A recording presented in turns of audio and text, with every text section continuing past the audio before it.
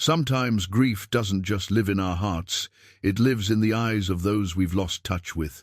At 61, Colt Ramirez is broke, widowed, and handed one final job: tame Diablo, a massive raging bull that's already put 3 men in the hospital.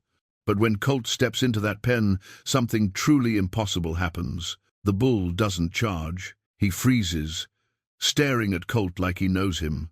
Desperate to understand, Colt digs into the animal's past and discovers a heartbreaking truth. This bull was once a gentle calf his late wife rescued years ago.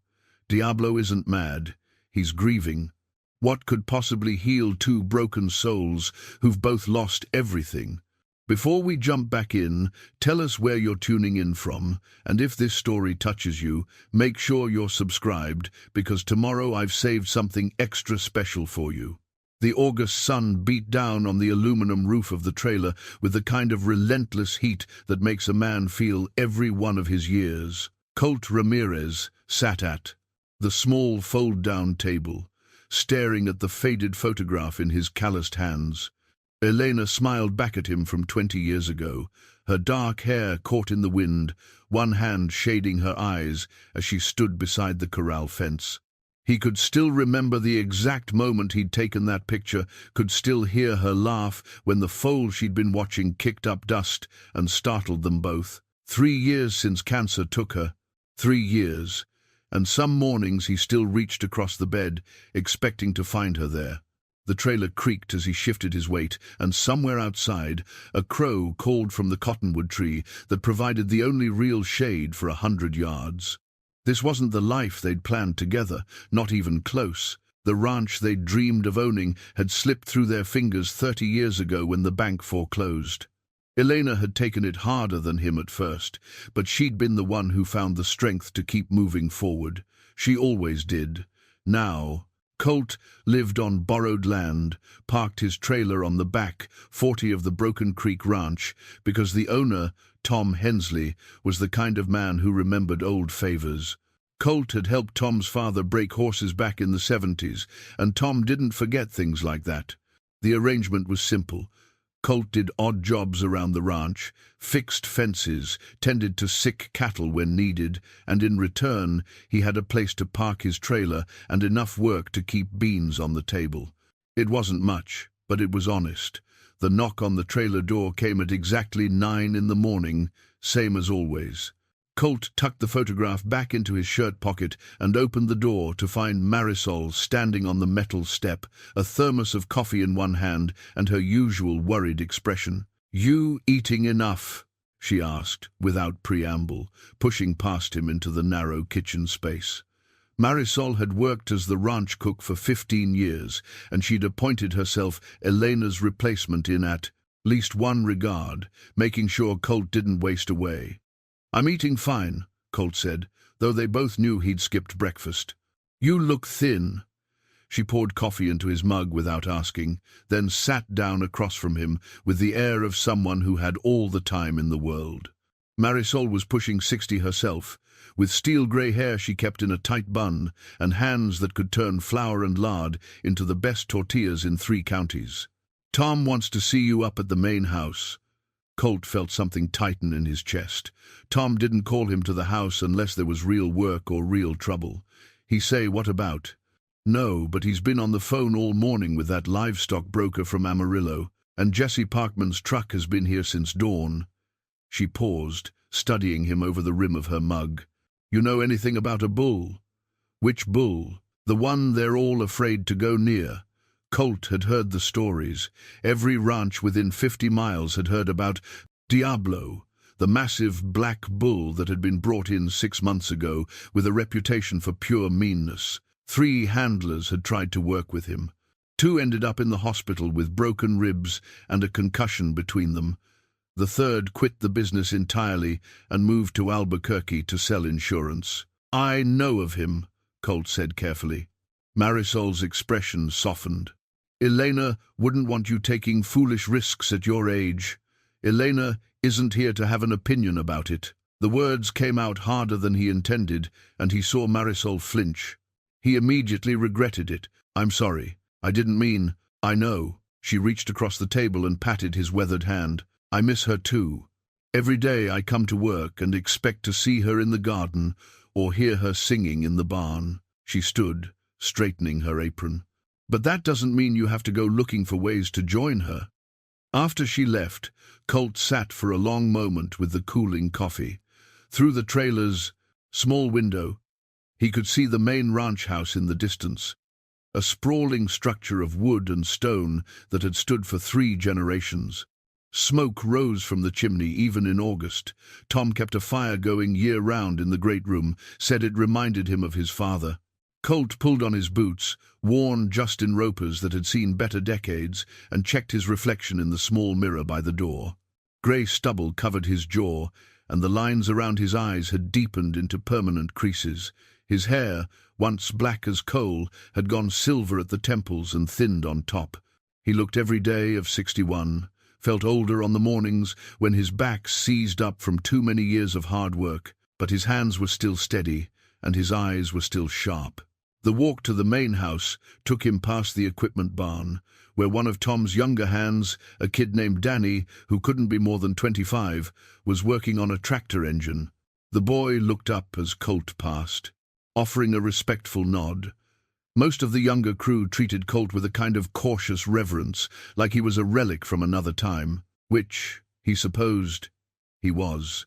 Tom Hensley stood on the wide porch of the main house, talking to Jesse Parkman. Jesse owned the livestock operation, 3 ranches over, and had the kind of money that came from smart investing and careful breeding programs. He wore pressed jeans and a starched shirt, even in this heat, his silver belly Stetson spotless. "Colt," Tom called out, waving him up. "Glad you could make it." Tom was in his late 50s, built solid with a barrel chest and the kind of sunburned complexion that spoke of a lifetime outdoors. He'd taken over Broken Creek from his father 10 years ago and had managed to keep it profitable even when other ranches were folding. He was fair, paid on time, and didn't ask his men to do anything he wouldn't do himself. Colt respected that. "Morning," Colt said, climbing the porch steps. His right knee clicked on the second step, a reminder of a bad fall from a horse 30 years back. Jesse extended his hand. "Colt Ramirez. Been a while." "Has been." Colt shook firmly. Jesse had been a kid when Colt was still working the circuit, breaking horses and handling rough stock. Now Jesse was the one with the reputation and the operation, while Colt lived in a trailer. "Let's talk inside," Tom said, holding the door open. The great room was exactly as Colt remembered. High-beamed ceilings, a massive stone fireplace, and walls covered with photographs spanning 3 generations of Hensleys working this land. The fire crackled softly, and the room smelled of wood smoke and leather. Tom gestured to the worn leather couch. "Sit. Coffee?" "Had some, thanks." Jesse took the armchair across from him while Tom remained standing, one boot propped on the hearth. For a long moment, nobody spoke. Colt had been in enough of these conversations to know when men were working up to something difficult. Finally, Tom cleared his throat. "You heard about the bull?" "Heard some things. It's worse than the stories," Jesse said bluntly. "I bought him at auction 8 months ago. Premium bloodline, championship genetics, should have been worth his weight in gold. Instead, he's been nothing but trouble and medical bills. 3 handlers down," Tom added, "and I can't keep him here much longer without someone getting killed. Insurance companies already sent letters." Colt waited. There was more coming. "We're out of options," Jesse continued. "I've got a buyer in Texas willing to take him for rodeo stock, but only if he can be loaded and transported safely. Right now, Diablo won't let anyone within 10 feet of him without trying to gore them." He paused. "I heard you used to work rough stock back in the day." "That was a long time ago." "Skill like that doesn't fade," Tom said quietly, "and we're willing to pay. 5,000 if you can gentle him enough to load onto a trailer. Another 5 if you can actually halter train him. $10,000. Colt's mind went immediately to all the things that money could do.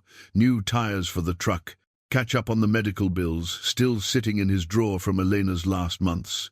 Maybe even save enough to get out of the trailer and into something with real walls. But he'd also lived long enough to know that some money came at too high a price. "I'd need to see him first," Colt said finally. "Before I make any promises." Tom and Jesse exchanged glances. "Fair enough," Tom said. "He's in the North Pen. We've been keeping him isolated." They walked together across the ranch yard, past the main barn and the breeding facilities, out toward the holding pens that sat a quarter-mile from the main operations. Colt could smell the bull before he could see him, that distinct, musky scent of an animal that had been living in anger and fear. The North Pen was larger than most, surrounded by reinforced steel, fencing that stood 7 feet high. Inside, a massive black bull paced along the far edge, his head low, his shoulders rolling with barely contained power. Even from a distance, Colt could see the animal's size, easily 2,000 pounds, with a thick neck and the kind of compact muscle that spoke of raw, dangerous strength. "He's a beauty," Colt said, and he meant it. Whatever else Diablo was, he was a magnificent animal. "Beauty that'll kill you," Jesse muttered. "Watch." One of the ranch hands, a seasoned cowboy, named Rick, who Colt had known for years, approached the fence with a bucket of feed. He didn't even try to enter the pen, just set the bucket near the gate. Immediately, Diablo wheeled around, snorting, his eyes rolling white. The bull charged the fence, slamming into it with such force that the metal rang like a bell. Rick backpedaled, nearly tripping. "Been like that since day one," Jesse said. "No reason for it. He's been vet-checked, no injuries, no illness. He's just mean." But Colt was watching the bull's eyes, and what he saw there wasn't meanness. It was something else. Something that made his chest ache with recognition. It was fear, and underneath that, grief so deep it had turned to rage. "I'll take the job," Colt heard himself say. "But I work alone. Nobody in the pen with me, nobody watching over my shoulder. And I need time. You can't rush something like this." Tom and Jesse looked at each other again. Then Tom extended his hand. "You've got it. However long you need." As they walked back toward the ranch house, Colt kept thinking about those eyes. About the way Diablo had looked at Rick, not with the calculating anger of a mean animal, but with the desperate fury of something trapped and hurting. He'd seen that look before, in his own mirror, in the months after Elena died. That night, back in his trailer, Colt pulled out the photograph again. Elena smiled at him from the past, forever young, forever just out of reach. He ran his thumb along the edge of the photo, remembering how she'd always had a gift with animals, especially the damaged ones. She'd brought home strays, nursed injured birds, spent hours with horses that others had given up on. "What would you do?" he asked the photograph, knowing she couldn't answer. "How would you reach something that's locked itself away in all that pain?" The photograph remained silent, but somewhere in his memory he heard her voice. "You start by letting it know it's not alone." Outside, the August night had cooled just enough to be bearable, and through the trailer's thin walls, Colt could hear the distant sound of cattle settling for the night. Somewhere out there in the darkness, Diablo paced his pen, carrying a grief that nobody understood. Tomorrow, Colt thought, tucking the photograph away, tomorrow he'd begin trying to understand it. What he didn't know yet was that understanding Diablo would mean confronting truths he'd spent 3 years trying to bury, and that the bull's past was far more connected to his own than any of them could have imagined. The first morning, Colt arrived at the North Pen before sunrise, carrying nothing but a wooden stool and a thermos of coffee. He set the stool 15 feet from the fence and sat down, making no move toward the bull, making no sound except the quiet scrape of the thermos cap as he poured. Diablo stood at the far end of the pen, a dark silhouette against the lightening sky. The bull's head was up, alert, watching. Colt sipped his coffee and watched back. This was how you started with a traumatized animal, not with ropes or force or clever tricks, but with presence, with patience. Elena had taught him that years ago, when he'd been all about the quick break, the fast results. She'd shown him that some things couldn't be rushed, that trust was built in silence and stillness as much as in action. An hour passed. Then, too, The sun climbed higher, and the heat began to build. Diablo never took his eyes off Colt, but he also never charged, never snorted or pawed the ground. He simply stood, tense and waiting. Finally, when Colt's coffee was long gone and his back was starting to protest the hard wooden seat, he stood slowly and walked away. Behind him he heard a sound, not quite a snort, not quite a breath, but something that might have been relief. Day 1 complete. He followed the same pattern for 3 days. Arrive before dawn, sit on the stool, drink coffee, watch. Each day Diablo seemed fractionally less tense, though the bull never moved closer and never let down his guard entirely. On the 4th day, Colt brought a bucket of grain and set it near the fence before taking his seat. Diablo didn't touch it, but his nostrils flared at the scent. Progress, Colt thought. Small, but real. It was on the 5th morning that everything changed. Colt was sitting on his stool, watching the dawn paint the eastern sky in shades of orange and pink, when Tom's truck pulled up behind him. Tom got out, moving carefully, and walked over with an old cardboard box under his arm. Didn't mean to interrupt, Tom said quietly, respecting the stillness Colt had established. But I was going through some old ranch records last night, trying to piece together Diablo's history for the insurance paperwork. He set the box down beside Colt's stool. Found something I think you need to see. Colt looked at the box, then at Tom's serious expression. What is it? Transfer papers, vet records, some old photographs. Tom hesitated. Diablo wasn't always called Diablo. When he was born, his registered name was Esperanza's Gift. He paused, letting that sink in. Esperanza was the name of the ranch where he came from. Colt felt ice slide down his spine despite the morning heat. Esperanza Ranch. He knew that name, had spent years trying to forget it. The Esperanza Ranch up in the Panhandle? He asked, though he already knew the answer. The rescue operation that shut down about 5 years back? That's the one. Tom crouched down, opening the box. According to these records, Diablo was born there 7 years ago. Breech birth, nearly died. The woman who ran the rescue. He pulled out a yellowed piece of paper, squinting at the faded handwriting. Her name was Elena Ramirez. The world seemed to tilt sideways. Colt reached for the paper with hands that had suddenly started to shake. There, in handwriting he would have recognized anywhere, were notes about a difficult birth. About a calf that wasn't breathing, about manual resuscitation, about refusing to give up even when it seemed hopeless. The date was 7 years ago, spring a year before Elena got sick, 2 years before she died. She saved him, Colt whispered, reading through the notes. Elena's voice seemed to echo from the page. Calf responding well. Strong spirit. Named him Regalo Gift because that's what he is, a second chance. Tom was quiet for a long moment. You never told me Elena ran a rescue operation. It wasn't something we talked about much. Colt couldn't tear his eyes from the page. After we lost our ranch, Elena took a job managing Esperanza. It was way up in the Panhandle, 4 hours from here. I was working the circuit, traveling for competitions, and we thought the distance would be temporary, just until we saved enough to start over. He swallowed hard. But the traveling got harder, and the operations manager there, a man named Vernon, he made it clear I wasn't welcome to visit. Said I'd be a distraction. Elena and I saw each other maybe once a month, if that. He'd hated those years. Hated coming home to an empty house. Hated the phone calls that were never long enough. Hated the way their marriage had become something conducted at a distance. When Elena finally left Esperanza after 3 years and came back to him, he'd been so grateful to have her home that he'd never asked her much about her time there. And she'd seemed relieved not to talk about it, like those years had been something painful she wanted to leave behind. There's more, Tom said gently, pulling out a photograph. The picture showed Elena, younger but unmistakably her, kneeling beside a tiny black calf in a bed of straw.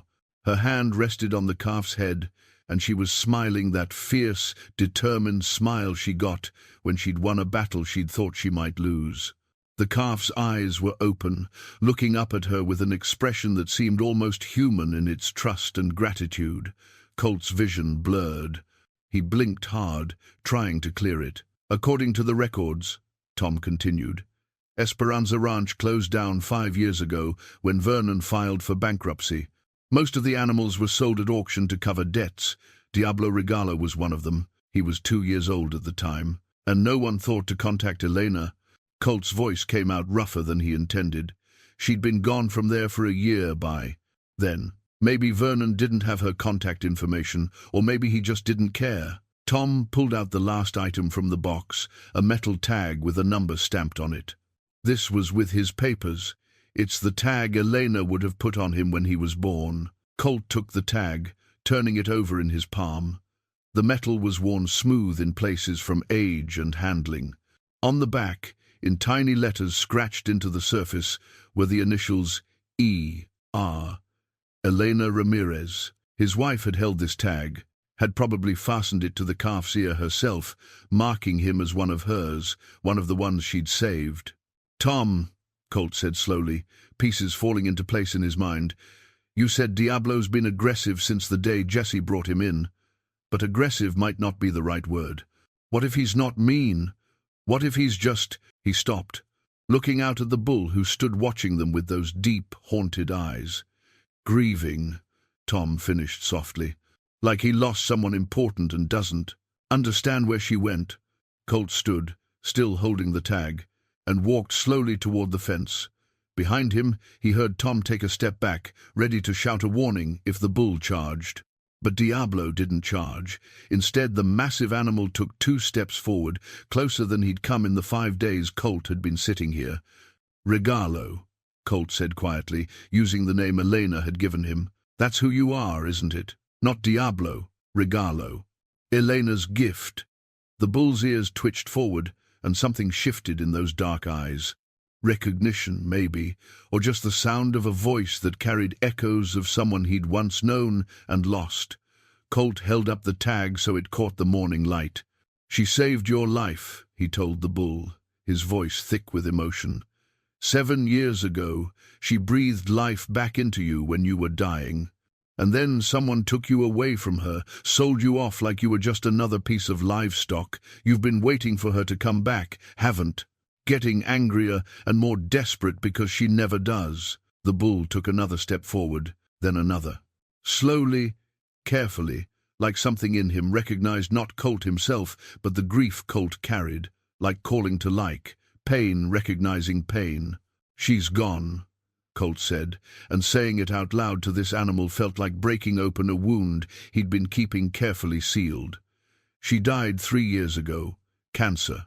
She fought it hard, but in the end, it took her anyway. His voice cracked. And I know what that feels like, to wait for someone who's never coming back. To be angry at a world that took them away.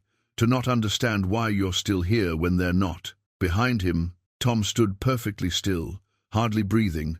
Diablo was now less than 5 feet from the fence, closer than he'd let anyone get since arriving at Broken Creek. His massive head lowered slightly, and for the first time, Colt saw the tension leave those broad shoulders. But she wouldn't want this for you, Colt continued, speaking as much to himself as to the bull. She saved you because she believed you deserved a chance at a good life. She named you Regalo Gift because that's what you were supposed to be. And wherever she is now, she'd be heartbroken to see what grief has done to you. The bull made a sound low, soft, almost mournful. Not a threat, but something else. Something that sounded like an answer, or maybe a question. Colt reached through the fence bars slowly and held out the tag. This was hers. She marked you with her own hands, made you one of hers. And now I'm asking you not for me, but for her memory to let me help you. Let me finish what she started. Let me make sure her gift doesn't end in anger and pain. For a long, breathless moment, the bull stood utterly still.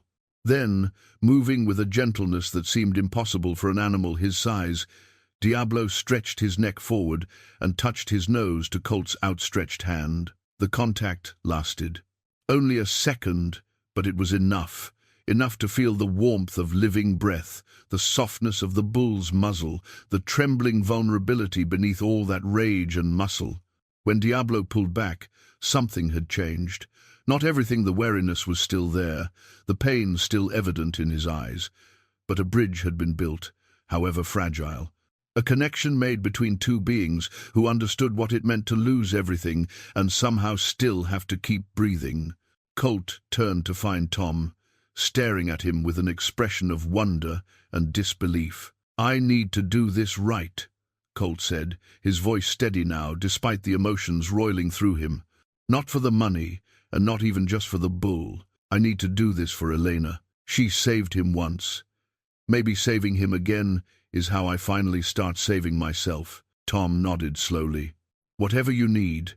Take all the time in the world." As Colt walked back to his trailer that morning, the metal tag clutched in his hand, and Elena's photograph pressed against his heart, he felt something shift inside him. The grief was still there, it would always be there, but for the first time in 3 years, it felt like it might be possible to carry it without drowning in it. Behind him, in the North Pen, Regalo watched him go. And for the first time since arriving at Broken Creek, the bull lay down in the shade and closed his eyes, as if he too had found something he'd been searching for without knowing what it was. Hope, perhaps. Or maybe just the simple knowledge that he wasn't alone in his pain anymore. The days that followed took on a rhythm that felt both foreign and strangely familiar to Colt. He would rise before dawn, make his coffee, and walk out to the North Pen while the world was still quiet. Sometimes Regalo would be waiting near the fence, other times he'd be lying in the far corner, but always those dark eyes would track Colt's movements with careful attention. Colt started talking to the bull. Not training commands or instructions, just conversation. He'd tell Regalo about the weather, about the other animals on the ranch, about memories of Elena that he'd kept locked away for so long they felt rusty in the telling. She used to hum while she worked, he said one morning, sitting on his stool while Regalo stood a few yards away, close enough now that Colt could see the individual hairs on his hide. Old songs, mostly. Things her grandmother taught her. I never learned the names of them, but I'd know the melodies anywhere. Regalo's ear flicked, listening.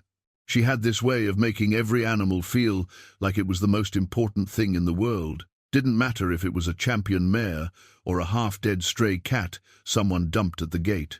She'd give them all the same attention, the same care. Colt paused, remembering. That's probably why Vernon kept her at Esperanza as long as he did.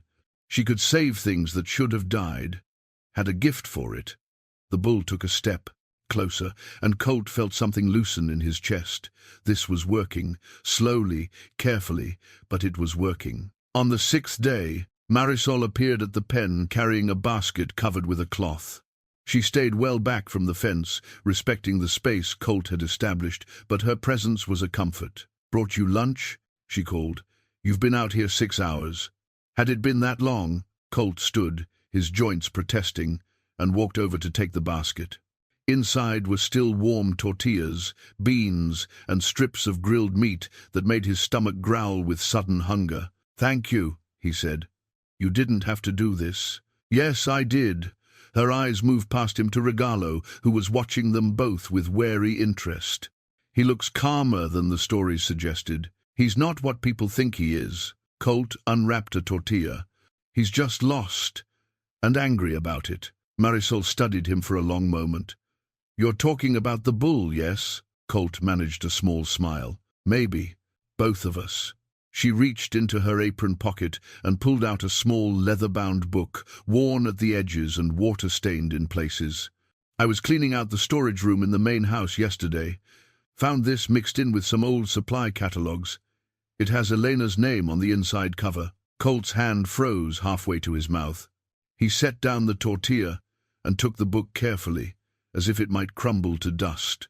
The leather was soft from years of handling, and when he opened it, he saw Elena's handwriting, the same neat script from the transfer papers, but more casual here, more personal. It was a journal. Her journal from her time at Esperanza Ranch. "I thought you should have it," Marisol said quietly. "Before I put it with the other records." "Thank you," Colt managed, his voice rough. "This means more than you know." After she left, he sat back down on his stool and opened the journal to the first page. The date was nearly 8 years ago, shortly after Elena had, quote, taken the position at Esperanza. Started at the ranch today, her writing read. Vernon seems difficult but competent. The facilities are run down but salvageable. 16 animals currently in residence, mostly horses with injuries or behavioral issues. 1 pregnant mare in bad shape. I have my work cut out for me. Colt read through the early entries, seeing Elena's voice come alive on the pages. She wrote about the animals she worked with, about the small victories and the heartbreaking losses, about the way the isolation of the ranch was harder than she'd expected. She wrote about missing him, called Colt tonight, one entry read. He's in Montana for a competition. We talked for 20 minutes before the connection got bad. I hate this distance. But the pay is good, and we need to save money if we're ever going to have our own place. He understands that. I just wish understanding made it easier. Colt had to stop reading for a moment, the weight of those lost years pressing down on him. They'd been so focused on the future, on saving and planning and working toward a dream, that they'd sacrificed the present. And then Elena got sick, and all those careful plans had turned to ash. He flipped forward, looking for mentions of Regalo. They're 3/4 through the journal, an entry marked with a small star in the margin. Emergency tonight. One of the breeding cows went into labor, Vernon's prize Angus, the one he's been counting on to improve his stock. But the calf was breech, and after 2 hours of struggling, Vernon wanted to call it and put the cow down. I convinced him to let me try one more thing. Took me another hour, but I got the calf out. He wasn't breathing. The next part was written in shakier handwriting, as if Elena had been crying while she wrote, I did CPR on that tiny calf for 10 minutes. Vernon said I was wasting my time, that the calf was dead and I needed to accept it. But I couldn't. Something about him, I don't know. What made me keep trying, and then he gasped. One small, shallow breath. Then another. Vernon was stunned. I think I was too. The entry continued on the next page. Spent the night in the barn with the calf. He's weak, but he's fighting. Strong spirit in such a small body. I've named him Regalo Gift, because that's what he is. A reminder that sometimes miracles happen when you refuse to give up. I wish Colt could see him. He'd understand why I couldn't let go. Colt looked up from the journal to find Regalo standing at the fence, close enough that he could have reached through and touched him. The bull was watching him with an intensity that seemed almost human. She wrote about you, Colt told him, holding up the journal. Wrote about the night she saved your life. She called you a miracle. Regalo made a soft sound, not quite a low, not quite a snort, but something between them. A sound of acknowledgement, perhaps, or memory. Colt read more entries, watching as Elena chronicled Regalo's growth from a struggling calf to a healthy young bull. She wrote about how he followed her around the ranch, how he'd come when she called, how gentle he was despite his size. She wrote about Vernon's growing interest in keeping Regalo as breeding stock, about tension over the bull's future. Then, abruptly, the entries stopped. The last one was dated 4 years ago. Vernon and I had another fight about Regalo. He wants to sell him at auction next week, says the bull is too valuable to keep as a pet. I tried to explain that Regalo isn't ready, that he needs more time. But Vernon owns the ranch, and I'm just an employee. I can't stop this. It's breaking my heart. Below that, in smaller writing, I'm putting in my notice tomorrow. I can't stay here and watch them sell off the animals I've saved. It's time to go home to Colt. Time to stop sacrificing our marriage for a dream that keeps slipping further away. That was the last entry. Elena had left Esperanza, shortly after, come back home, and never spoken much about her time there. Now, Colt understood why. She'd left her heart in that place, with the animals she'd saved, and leaving them behind, especially Regalo, had wounded her in ways she'd never fully shared with him. She thought about you, Colt said to the bull, his throat tight, even after she left. I know she did, and it probably killed her, not knowing what happened to you, where you ended up. If you were okay. Regalo pressed his head against the fence bars, as close to Colt as he could get with the barrier between them. The gesture was so trusting, so vulnerable, that Colt felt tears prick at the corners of his eyes. "I'm going to make this right," he promised, reaching through to rest his hand on the bull's broad forehead. The hide was warm beneath his palm, the bone solid and alive. "For her, for you, for both of us, we're going to heal this, whatever it takes." In the distance, thunder rumbled. Dark clouds were building on the horizon, promising the first real rain in weeks. Colt tucked the journal into his jacket to protect it and stood, his body stiff from hours of sitting. "See you tomorrow, Regalo," he said. The bull watched him walk away, and this time, instead of the tense, suspicious watching of before, there was something different in his gaze. Something that might have been the first fragile shoots of trust, growing in soil that had been scorched and barren for far too long. That night, Colt sat in his trailer and read through Elena's journal again, cover to cover.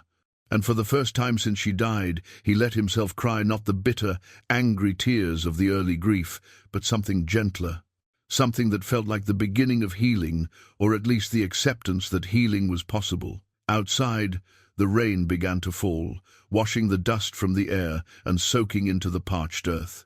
And in the north pen, Regalo stood with his face turned up to the sky, letting the water run down his hide, as if he too was being washed clean of something that had been weighing him down for far too long. 2 weeks into the work, Colt stood outside the pen with a lead rope coiled in his hand. It was a simple rope, nothing special, brown nylon with a brass snap clip, worn smooth from years of use. But it had been Elena's. He'd found it in a box of her things that he'd been unable to open for 3 years, tucked away in the trailer's only closet like a door he didn't dare walk through. Last night, he'd finally opened that box. Inside were the small remnants of her working life. Leather gloves with the fingers worn through, a faded bandana she'd used to tie back her hair, a hoof pick, and this rope. The rope still smelled faintly of her, a mixture of the lavender soap she'd favored and the honest smell of horses and hard work. Regalo stood at the fence, watching Colt with those intelligent eyes. The bull had come a long way in 2 weeks. He no longer startled. When Colt approached, no longer paced with agitation when anyone else came near. He'd even started eating the grain Colt left for him, though he waited until Colt was well away before approaching it. "Morning," Colt said, the greeting he'd used every day. Regalo's ear twitched in response. "Got something new today. Something I think you'll remember." He climbed up onto the fence, not entering the pen yet, just sitting on the top rail with his boots hooked on a lower bar. Regalo took a step forward, curious. Colt held up the rope, letting it uncoil slowly. "Elena used this. For years, probably. I don't know if she ever used it on you specifically, but chances are good she did. Horses, cattle, whatever needed handling." He ran the rope through his hands, feeling the familiar texture. She had a gentle touch, never yanked or forced, always patient. The bull moved closer, close enough that Colt could see the white rim around his eyes had faded. The constant fear was receding, replaced by cautious interest. "I need to start the real work soon," Colt continued, keeping his voice low and steady. "Jesse's being patient, but eventually he'll need you moved or trained or whatever we can manage. And to do that, I need to get a halter on you, need to be able to lead you, guide you. But I won't do it by force. Elena wouldn't have done it that way, and neither will I." He held the rope out, letting it hang between them. Regalo's nostrils flared, scenting it. Then, in a movement so quick Colt almost missed it, the bull stretched his neck forward and touched his nose to the rope. Just a brief contact, but unmistakable. "You remember," Colt breathed. "Don't you? You remember her smell, her touch?" This rope carries some of that. For the next hour, Colt sat on the fence with the rope, occasionally letting it swing gently, letting Regalo investigate it at his own pace. The bull would approach, sniff, sometimes even let the rope brush against his shoulder or neck. Before backing away, it was a dance, careful and slow, but each iteration brought them closer to the trust they'd need to move forward. When Tom came by around midday, he found Colt inside the pen for the first time, standing just a few feet from Regalo with the rope draped over his arm. The bull was tense but not aggressive, his head lowered as Colt spoke to him in that quiet, constant stream of words. Tom stayed outside the fence, watching in silence. After 15 minutes, Colt backed slowly toward the gate, never turning away from Regalo, and let himself out. "That's incredible," Tom said when Colt joined him. 2 weeks ago, he'd have tried to kill you for being in there. "He's not a killer," Colt replied, his voice tired but satisfied. "Never was. He's just been hurting for too long." He coiled the rope carefully, with the same attention he'd give a sacred object. "Did you know Elena kept meticulous records? Not just the journal, but notes on every animal she worked with. Their personalities, their fears, what helped them heal. I didn't know, but it doesn't surprise me. She was thorough about everything. Regalo's notes were detailed. She wrote that he was sensitive to loud noises, that he responded better to humming than talking, that he trusted routines." Colt looked back at the bull, who was watching them from the center of the pen. She understood him, really understood him, and he knew it. Tom was quiet for a moment, then said, "Jesse called this morning. He's getting pressure from the buyer in Texas. They want to know if the bull will be ready to transport in 3 weeks. 3 weeks. It felt like both too much time and not nearly enough. "I'll do what I can," Colt said, "but I won't rush it. That's how people get hurt, and how animals get traumatized worse than they already are." "Fair enough. I'll tell Jesse to tell the buyer to be patient." Tom started toward his truck, then paused. "You're doing good work here, Colt. Elena would be proud." After Tom left, Colt returned to the pen. This time, Regalo didn't wait at the center. He walked up to the fence of his own accord, his massive head lowering until his breath stirred the dust at Colt's feet. "Want to try something?" Colt asked. He pulled the rope up slowly, telegraphing every movement. Regalo's eyes tracked the motion, but he didn't back away. Carefully, speaking in a constant murmur of reassurance, Colt draped the rope over Regalo's neck. The bull went absolutely still. For 5 heartbeats, they stood frozen, man and animal, connected by a thin line of nylon that carried the memory of someone they'd both loved and lost. Then Regalo shuddered, a ripple running through his entire body, and Colt felt the tension drain out of him like water from a broken dam. "That's it," Colt breathed. "That's the first step. Just feeling the weight of it, knowing it's not going to hurt you." He left the rope there for only a moment before gently removing it, not wanting to push too hard. Regalo stood perfectly still through the whole thing, his eyes half closed, as if the sensation had brought back memories of gentler times. Over the next few days, they repeated the process. Rope over the neck, then removal. Sometimes Colt would let it stay for a count of 10, sometimes 20.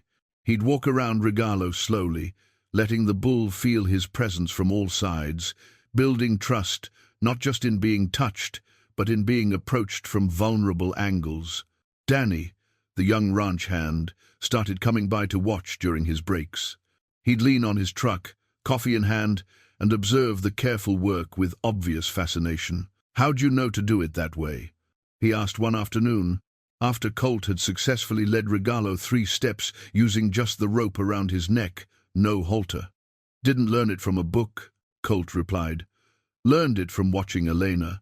She taught me that the fastest way to break an animal is slow, that real trust can't be forced or faked. It has to be built, piece by piece, until it's strong enough to hold weight." She sounds like she was something special. She was. Colt looked at the rope in his hands, at the wear patterns from Elena's grip. She saved things that were broken, had a gift for seeing past the damage to what the animal could be, given time and patience and someone who believed in them. Danny was quiet for a moment. "Seems like Regalo's not the only thing getting saved here." The observation was too perceptive for comfort, so Colt just nodded and went back to work. But that night, lying in his trailer and listening to the familiar sounds of the ranch settling into darkness, he thought about Danny's words. Maybe the kid was right. Maybe in helping Regalo heal, In honoring Elena's work and finishing what she'd started, he was also finding a way back to himself. The grief was still there. It would always be there, but it felt different now, less like drowning and more like a weight he could learn to carry without being crushed beneath it. In the north pen, Regalo lay in the soft dirt, his eyes open to the stars. And for the first time since being brought to Broken Creek, he looked peaceful.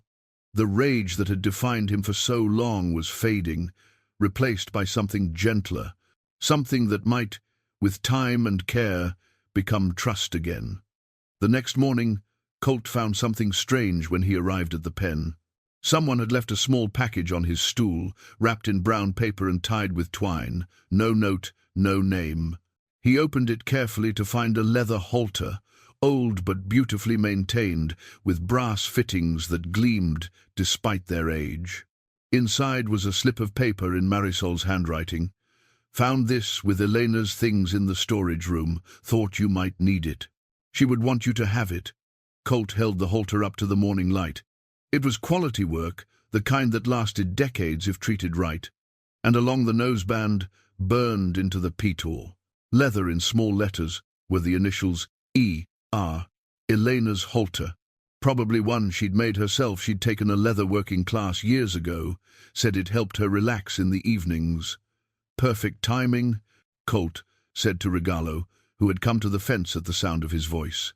Let's see if you remember this too. He held the halter out, and Regalo, after a moment's hesitation, pressed his nose against it.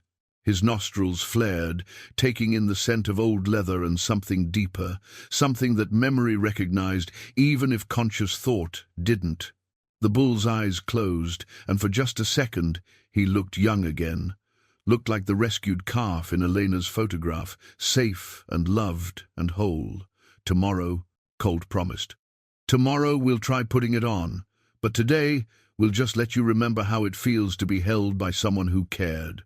And Regalo, as if he understood, stood perfectly still in the morning sun, letting the memory of gentler hands wash over him like rain on drought-scorched earth. The haltering went better than Colt dared hope. 3 days of careful work, letting Regalo sniff the leather, feel it against his face, understand that it wouldn't hurt him.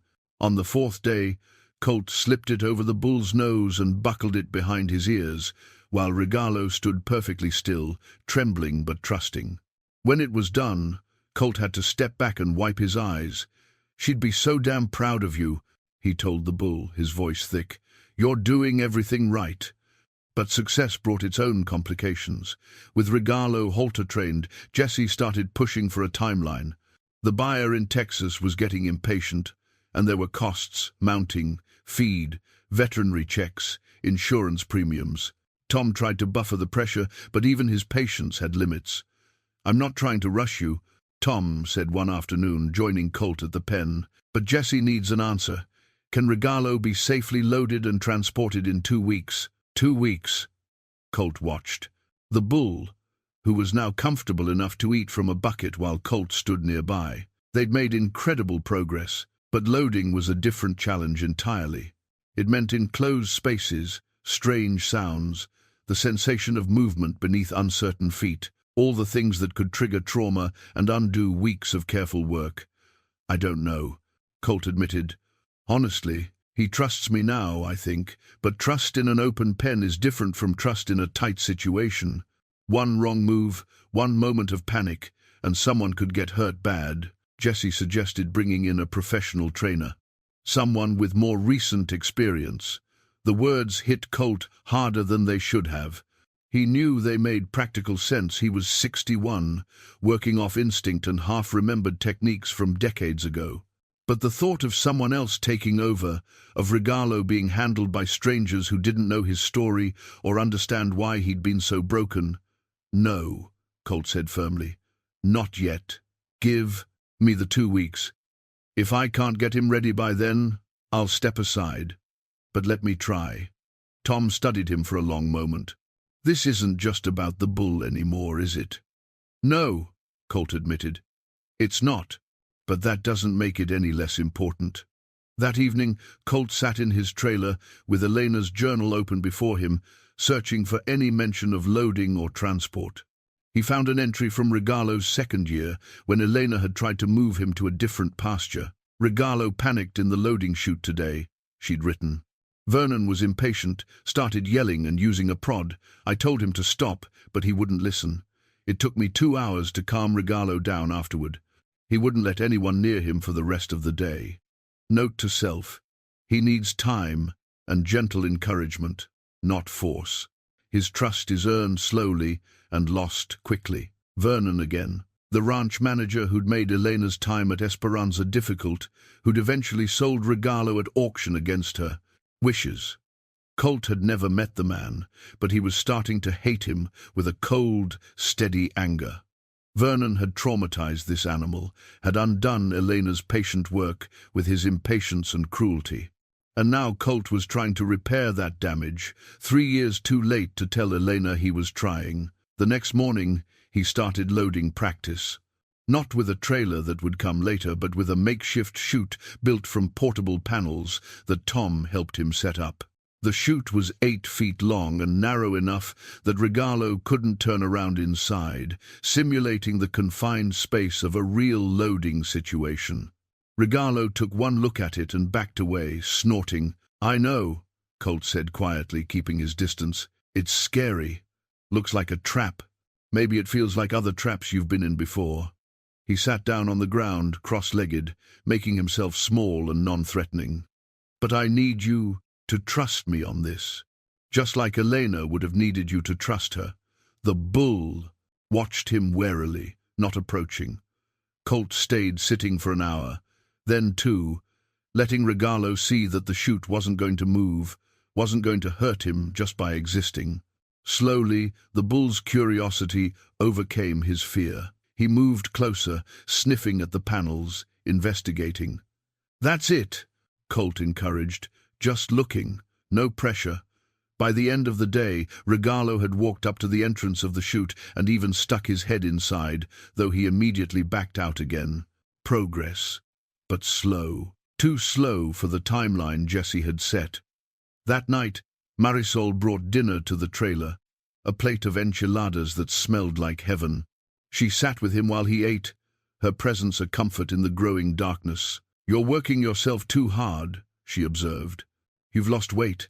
I'm eating fine. You're not sleeping. I can see it in your eyes." She refilled his coffee cup. "What happens if you can't get him ready in time?" Colt set down his fork. "Then I've failed. Failed Jesse, failed Tom, failed Elena, failed Regalo." He stared at the coffee. "And maybe that's what I'm really afraid of. Not the bull hurting me, but failing one more time when it really matters." "You haven't failed anything. You've brought that animal back from a dark place. That's not nothing. It's not enough if I can't finish the job." Marisol reached across the table and gripped his hand, her fingers rough from years of work, but her touch gentle. "Elena wouldn't see it that way. She'd see how hard you're trying, how much you care. That would be enough for her." After she left, Colt pulled out the small wooden box where he kept Elena's wedding ring and the metal tag from Regalo's ear. He held both in his palm, feeling the weight of memory and responsibility. "I'm doing my best," he told the empty trailer. "But I don't know if my best is good enough anymore." The doubts grew heavier over the next few days as Regalo continued to balk at entering the chute. He'd walk up to it, investigate it, but the moment Colt tried to encourage him inside, the bull would back away, not with the violent fear of before, but with a firm refusal that felt impossible to overcome. Danny came by on the 5th day of failed attempts and watched for a while before speaking up. "My granddad used to train horses. He always said that sometimes an animal won't do something because they remember it going wrong before. They need a reason to believe it'll be different this time." "What kind of reason?" "Something that makes them feel safe, something that reminds them of when things were good." The idea stayed with Colt long after Danny left. That night, he went through the box of Elena's things again, looking for something, anything that might help. At the bottom, wrapped in tissue paper, he found a small cassette tape labeled in Elena's handwriting, "Ranch Songs for the Animals." His hands shook as he held it. He didn't even know if he still had a tape player. But after, digging through the trailer's storage compartments, he found his old portable radio with a tape deck, dusty and ancient, but functional when he plugged it in. He pressed play. Elena's voice filled the trailer, singing softly in Spanish. Old songs, lullabies maybe, the kind passed down through generations.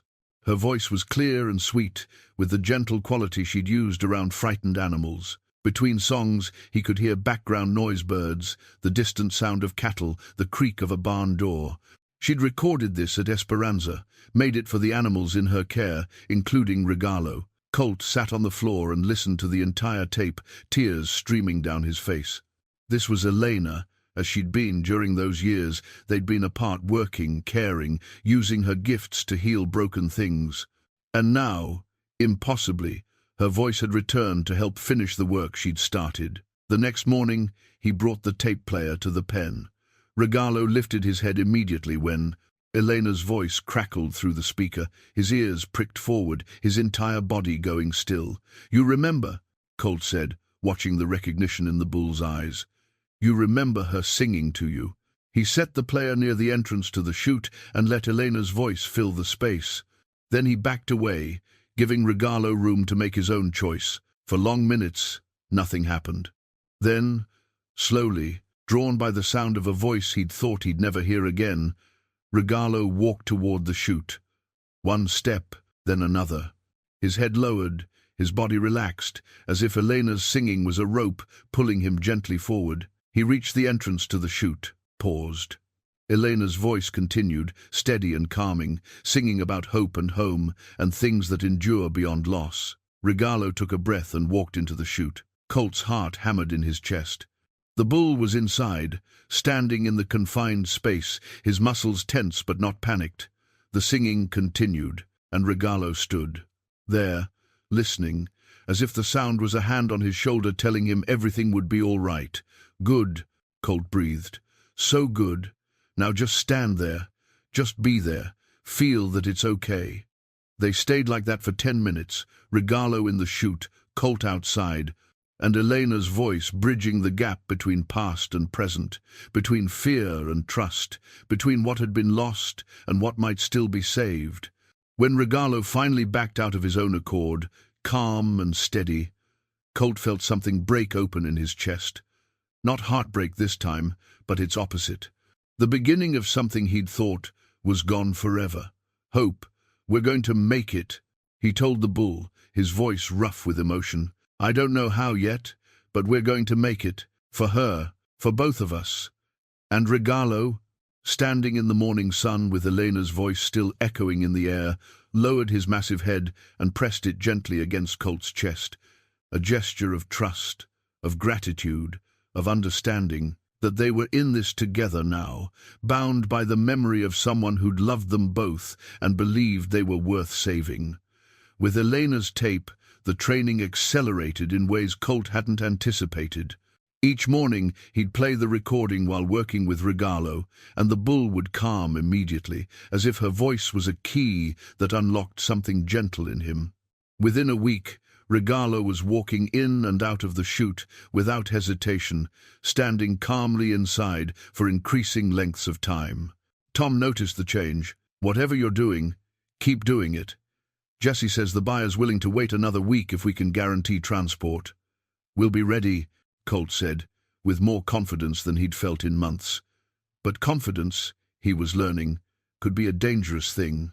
It was Danny who brought the complication, appearing at the pen one afternoon with a troubled expression and a folder tucked under his arm. "Colt, you got a minute? There's something you should probably see." They sat on the tailgate of Danny's truck, and the young man opened the folder carefully. Inside were printouts from what looked like online forums and news articles, several years old. "I was curious about Esperanza Ranch," Danny explained, "so I did some searching last night. Found some things about the owner, Vernon Hastings." Colt felt his jaw tighten at the name. "There were complaints," Danny continued, "lots of them. Former employees, volunteers, even some of the people who adopted animals from there. They all said the same thing. Vernon was more interested in money than in animal welfare. He'd take on rescue cases to get the funding and donations, then turn around and sell the healthier animals for profit. Elena never mentioned that. Maybe she didn't know, or maybe she tried to change it from the inside. Danny pulled out another article. There's more. When Esperanza finally shut down, there was an investigation. Animal control found evidence of neglect, animals in poor condition, inadequate veterinary care, records that didn't match up with reported expenses. Colt read through the article, his anger building with each paragraph. Vernon had been running Esperanza like a business, not a rescue. He'd been exploiting Elena's skills and reputation to bring in donations, then cutting corners on actual care to maximize profit. He was never charged, Danny said, settled out of court, paid some fines, and walked away. But the animals, he pulled out one final document, an auction listing from 5 years ago. They were sold off fast and cheap, including Regalo. The listing showed Regalo at 2 years old, described as intact bull, good bloodlines, temperamental. The price was a fraction of what a bull with his genetics should have brought. Vernon had dumped him at the first opportunity, getting whatever money he could and moving on. Elena didn't know, Colt said quietly, more to himself than to Danny. She'd already left. By then, she left to get away from Vernon, came home to me, and never knew what happened to the animals she'd saved. His hands clenched around the papers. Regalo ended up with someone who didn't understand him, probably got bounced around a few times, accumulated trauma on top of trauma, until Jesse bought him at auction, not knowing what he was getting. "It's not your fault," Danny said, "or Elena's, but we could have stopped it. If I'd been there, if I'd gone to visit more often, instead of being on the circuit chasing prize money and my own pride." He stopped, the familiar weight of regret settling over him. "I let her handle everything alone, and Vernon took advantage of that." Danny was quiet for a moment. "You can't change the past, but you're changing the now. That has to count for something." After Danny left, Colt sat with the documents for a long time. A new understanding was forming, painful but necessary. Elena hadn't just left Esperanza, she'd fled it, had come home heartbroken and disillusioned, carrying the weight of knowing she'd failed to protect the animals she'd saved. And Colt, wrapped up in his own struggles and grateful just to have her back, had never asked the hard questions about why she'd left or what it had cost her.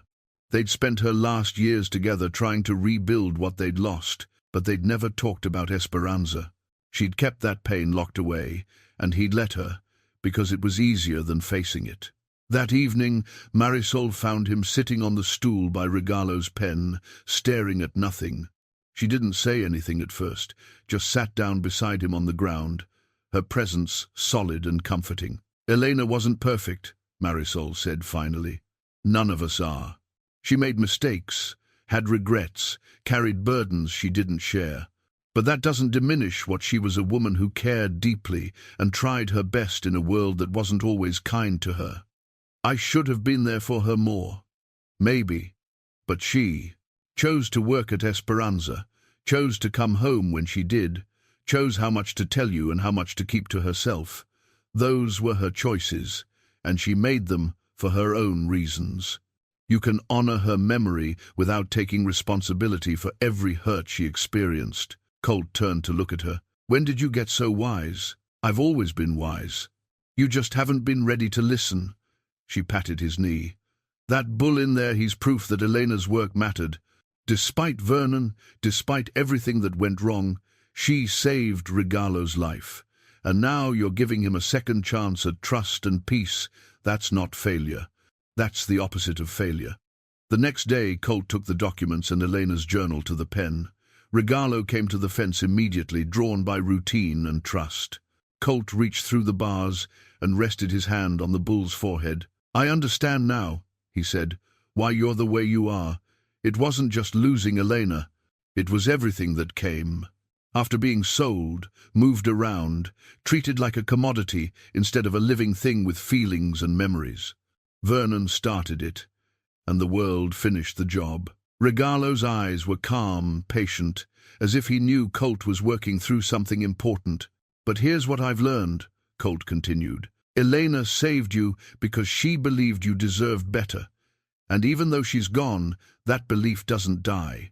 It lives on in what we do now, in how we choose to treat each other, in whether we let the Vernon Hastings of the world win or if we fight for something better. He pulled out the metal tag, the one with Elena's initials. She marked you as hers, made you one of her successes, one of her miracles. And no matter what happened after, that truth remains. You were loved. You were saved. You mattered to someone who dedicated her life to making sure broken things could heal. The bull pressed closer to the fence, and Colt felt tears on his cheeks, but didn't bother to wipe them away. "So here's my promise," he said. "I'm going to get you ready for transport. I'm going to make sure you go somewhere good, somewhere you'll be valued and cared for properly. And then I'm going to track down every other animal Elena saved at Esperanza and make sure they're okay. It'll take time, maybe years, but I'll do it. Because that's what she would have wanted, and because it's what I should have helped her do while she was alive. It was a big promise, maybe an impossible one for a 61-year-old man living in a trailer, but making it felt right. Felt like finally understanding what Elena had been trying to tell him all those years, that some things were worth fighting for, even when the fight seemed hopeless. Over the next few days, Colt pushed the training further. With Elena's voice playing, he walked Regalo into the chute repeatedly, then started closing panels around him, first just one side, then two, simulating the enclosed space of a trailer. The bull remained calm, trusting, his ears always pricked toward the sound of Elena's singing. On the 10th day, Jesse arrived with an actual livestock trailer. "Tomorrow," Jesse said, "the buyer's sending someone to pick him up. Will he load?" Colt looked at Regalo, who stood watching them with intelligent eyes. 2 weeks ago, this bull wouldn't let anyone within 50 feet. Now he was halter-trained, comfortable with handling, calm under pressure. But loading into a real trailer, with all its shadows and unfamiliar smells, and the promise of movement and change that was the final test. "Bring it in the morning," Colt said, "and bring patience. This isn't going to be quick." That night, he couldn't sleep. He lay in his trailer, listening to Elena's tape for the 100th time, memorizing every breath and pause and note of her voice. She'd made this recording to help animals feel safe, never knowing it would one day help the animal she'd saved from death, guided by the husband who'd loved her and failed her and was now trying to make amends for all the ways he'd fallen short. "I hope I'm ready," he whispered to the darkness. "I hope we both are." Outside, Regalo lay in his pen under a sky full of stars, breathing easy, his rage and fear worn down to something manageable, something that might, with one more push, become peace. Tomorrow would tell if the work they'd done together, man and bull, bound by the memory of a woman who'd believed in second chances, was strong enough to overcome the last and greatest challenge. Tomorrow would reveal whether trust, once broken and painstakingly rebuilt, could hold when tested by the unknown. The trailer arrived at dawn, a massive aluminum rig pulled by a diesel truck with Texas plates. The driver who stepped out was a hard-looking man in his 40s, wearing a stained work shirt and a belt buckle the size of a dinner plate. He introduced himself as Ray Dutton and immediately started looking Regalo over with the cold assessment of someone evaluating merchandise. "Jesse said the bull's ready to load?" Ray asked, not bothering with pleasantries. "He's ready," Colt replied, though something in the man's manner made his skin crawl. "But we'll do it slow. He's had trauma with loading before." Ray spat tobacco juice onto the ground. "Long as he gets in the trailer, I don't care how long it takes. Boss wants him delivered by tomorrow night." "Your boss, being the buyer in Texas?" "That's right. Rod McKenzie. Runs the biggest stock contracting business in 3 states. The name meant nothing to Colt, but the description stock contracting sent a chill through him. Stock contractors supplied animals for rodeos, bulls for bull riding, broncs for bronc riding. It was a rough business, and while some contractors treated their animals well, others saw them as expendable equipment. "What's McKenzie planning to use Regalo for?" Colt asked carefully. "Bull riding? What else?" Animal's got the size and the temper for it. Should make some good shows before he breaks down. Ray pulled out a cigarette and lit it. Jesse didn't tell you? No, Jesse hadn't told him. And suddenly, Colt understood why. Jesse had known Colt wouldn't train Regalo if he knew the bull was headed for the rodeo circuit. So he'd kept it vague, talked about a buyer and good placement, without ever specifying what that meant. Colt felt sick. Problem? Ray asked, noticing his expression. No, Colt managed. No problem. Let me get the bull ready. He walked toward the pen on legs that felt wooden, his mind racing. This couldn't be happening. He'd spent weeks building Regalo's trust, helping him overcome trauma, teaching him that humans could be gentle and patient. And for what? So, the bull could be shipped off to a rodeo where he'd be ridden hard, provoked into bucking, used up until he was no longer profitable? Elena would be devastated. Regalo came to the fence immediately, recognizing Colt's footsteps. His eyes were calm, trusting. He had no idea what was coming. "Morning," Colt said, his voice cracking. He cleared his throat and tried again. "Got something different today. Big trailer. You're going to need to be brave." He spent an hour preparing, letting Regalo investigate the trailer, playing Elena's tape, moving slowly through all the steps they'd practiced. Ray watched impatiently from the truck, checking his phone, and occasionally shouting suggestions that Colt ignored. Finally, with the tape player positioned just inside the trailer and Elena's voice singing softly, Colt led Regalo toward the ramp. The bull balked at the threshold, his nostrils flaring at the unfamiliar smells. Colt stood beside him, one hand on the halter, speaking in the low, steady tone that had become their language. "I know it's scary, but you can do this, just like we practiced. One step, then another. I'm right here with you." Regalo took a breath and put one massive hoof on the ramp, then another. The metal clanged under his weight, and he froze, but Colt kept talking, kept offering reassurance, kept being the steady presence Elena had taught him to be. It took 20 minutes, but Regalo walked into that trailer with his head up and his steps sure. When he was inside, standing calmly in the enclosed space, Colt felt pride and heartbreak in equal measure. "Good," he whispered, his hand on Regalo's neck. "So good. You trusted me, and you did it." Ray came forward to close the gate, but Colt stopped him. "Give me a minute." Inside the trailer, with Regalo's warm breath on his face and the sound of Elena's voice surrounding them both, Colt made his decision. "I'm not sending you to that," he said quietly so Ray wouldn't hear. "I don't care what I promised, what money I need, what consequences come. You're not going to a rodeo. Elena didn't save you so you could be used and broken again. And I'm not going to betray her memory or your trust for $10,000 and a pat on the back." He backed Regalo out of the trailer, moving firmly but gently, and closed the pen gate between the bull and Ray. "What the hell are you doing?" Ray demanded, striding over. "Get that bull loaded." "No." "What do you mean, no? You're contracted—" "I don't have a contract," Colt interrupted. "I agreed to train him and get him ready to load. I did that. But nobody told me he was going to a rodeo, and I'm not putting him in that trailer knowing where he's headed." Ray's face darkened.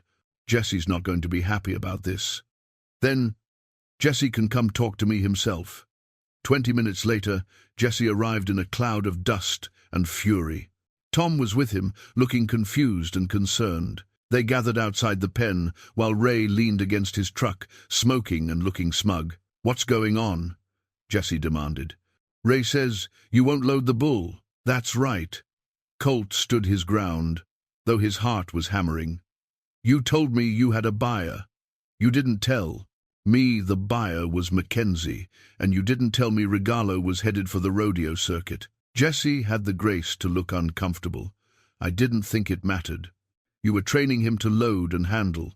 Where he went after that wasn't part of the deal. It matters to me, and it would have mattered to Elena." "Elena's dead," Jesse said bluntly, then immediately looked like he regretted it. "I'm sorry. That was look, Colt. I'm running a business. I've got $15,000 invested in this bull between the purchase price, vet bills, feed, and your training fees. Mackenzie's offering $35 for him. That's the first profit I've seen on this animal since I bought him. Then sell him to someone else. There is no one else willing to pay that much for a bull with his history. Mackenzie's the only one who wants him, and only because he thinks Regalo's temperament will make him a good bucker. Tom stepped forward. Colt, I understand how you feel, but Jesse's right about the business side. And rodeo bulls aren't necessarily mistreated. Some contractors take good care of their stock. Some do, Colt agreed. Mackenzie doesn't. I spent an hour this morning listening to Ray talk about how they work their bulls. He used the phrase, before he breaks down, like it was expected. Like Regalo's just a piece of equipment that'll eventually wear out. He turned to Jesse. You knew I wouldn't do this, if I knew where he was going. That's why you kept it vague. But I'm telling you now, I'm not loading him. Pay me for the work I've done or don't. I don't care about the money anymore. Don't care about $10,000? Jesse's eyebrows shot up. The $10,000 that would get you out of that trailer and into a real place? Not if it costs me this. The silence stretched out, broken only by the sound of Regalo moving in his pen and the distant call of a crow. Finally, Tom spoke. What if there was another option? What if we found a different buyer, someone who'd treat him right? Who? Jesse threw up his hands. I've been trying to sell this bull for months. Nobody wants him except Mackenzie. I know someone, a new voice said.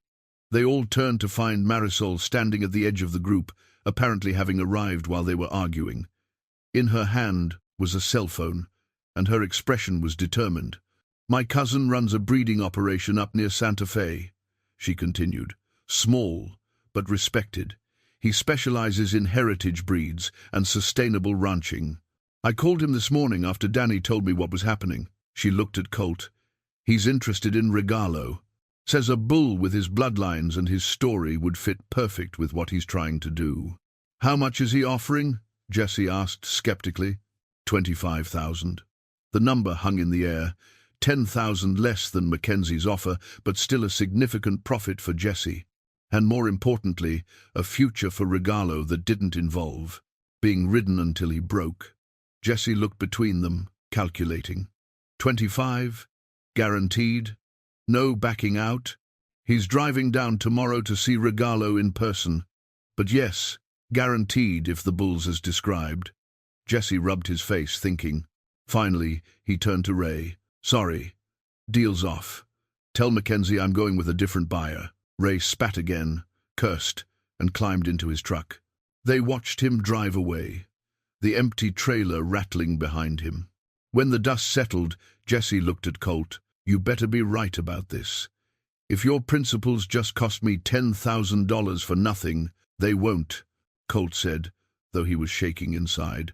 Regalo deserves better than what Mackenzie would have given him. Elena saved his life once.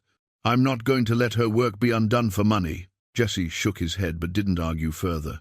As he walked back to his truck, Tom clapped Colt on the shoulder. That took courage, he said quietly.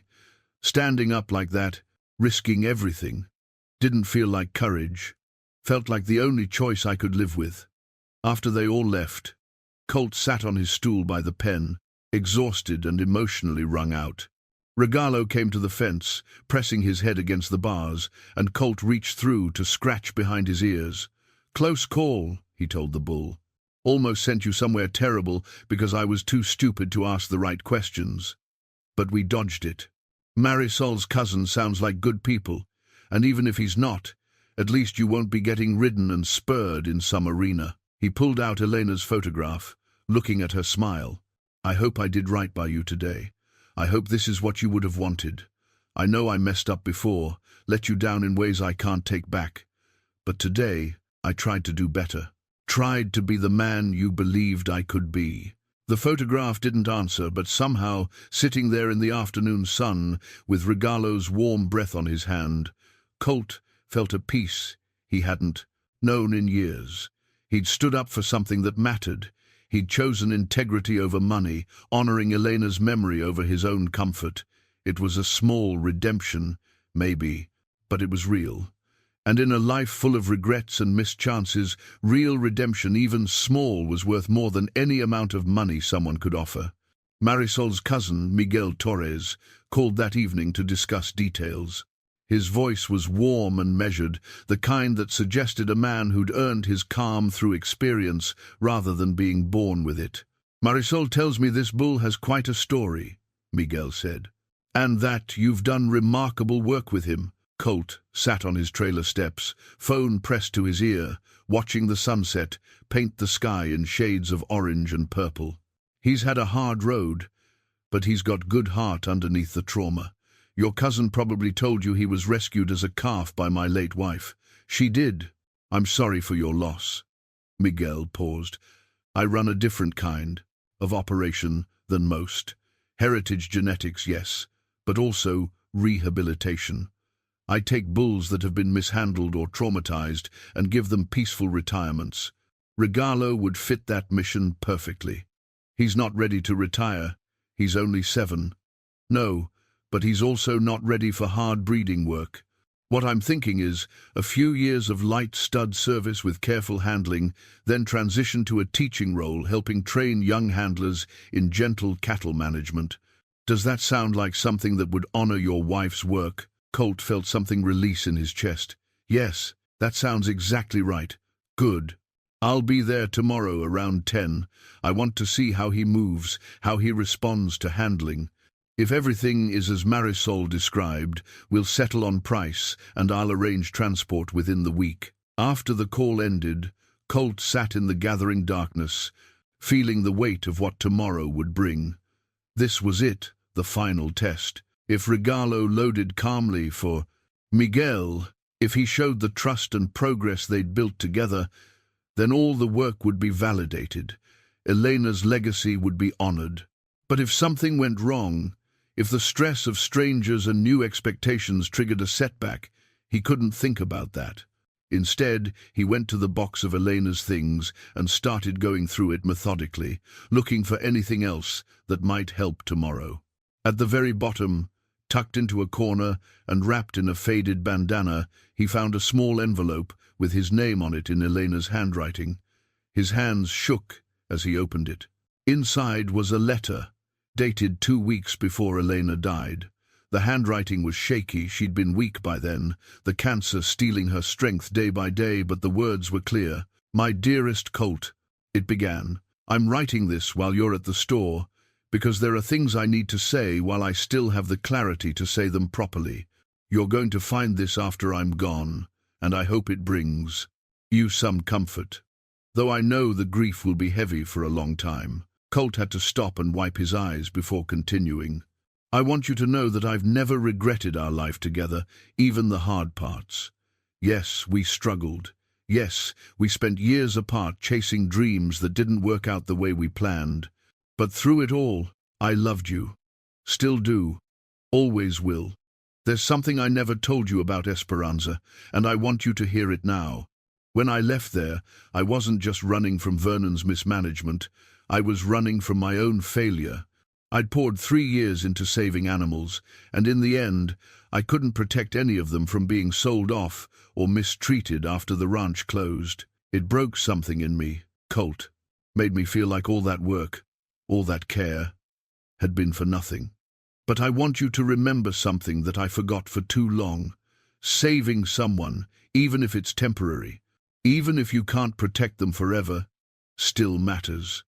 Every day I gave those animals was a day of kindness they wouldn't have had otherwise. Every moment of gentleness, every time I helped them heal, that counted for something real. So if you're reading this and feeling like you've failed somehow, like you didn't do enough for me or for the life we wanted to build, stop.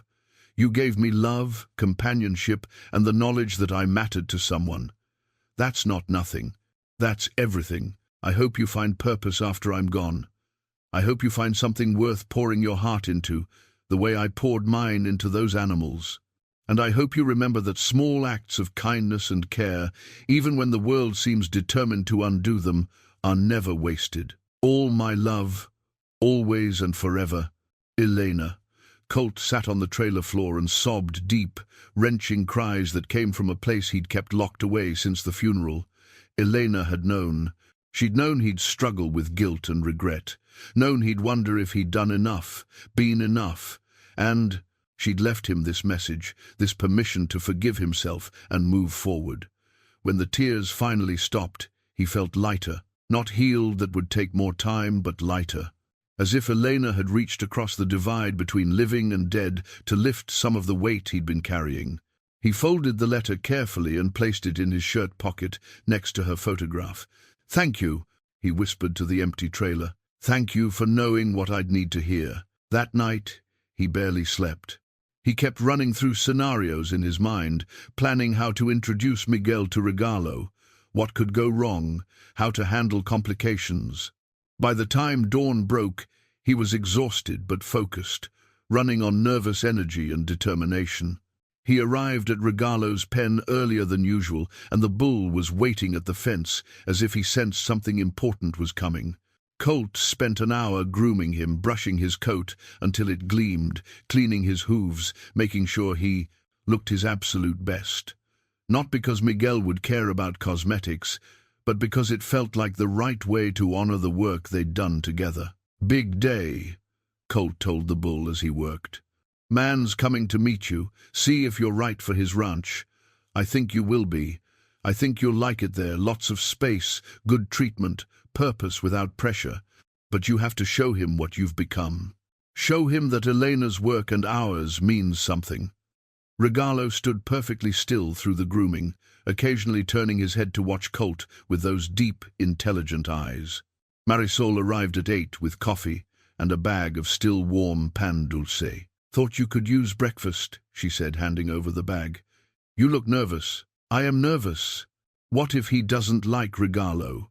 What if Regalo has a bad day and acts up? What if—" "Stop!" She gripped his arm firmly. "You've done everything right. The rest is up to them, Miguel and Regalo, to figure out if they're a good match.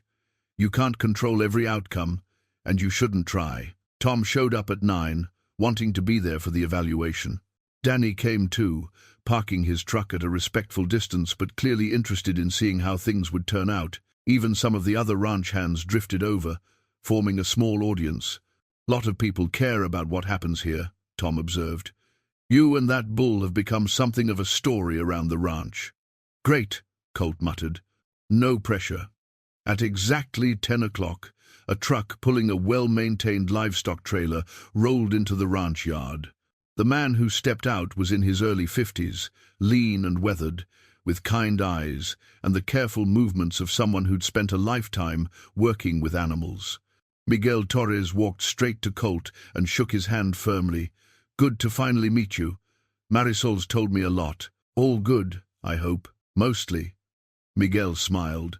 "She said you're stubborn and too hard on yourself, but that you've got a good heart and care deeply about doing right by this bull. That's fair."